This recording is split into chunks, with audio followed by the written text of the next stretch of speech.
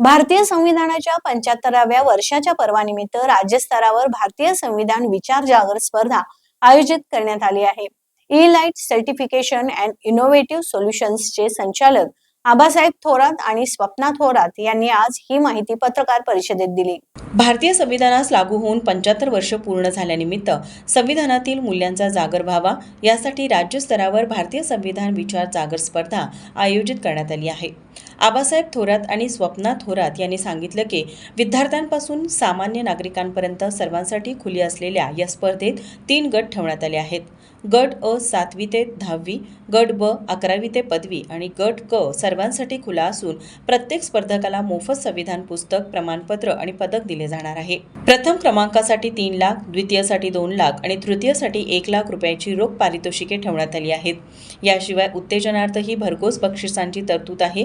ही परीक्षा ऑफलाईन स्वरूपात होणार असून 100 गुणांची असेल.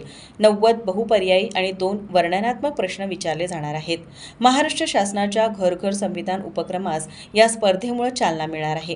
या उपक्रमाबाबत जनजागृतीसाठी संविधान विचार जागर रथही राज्यभर दौऱ्यावर आहे.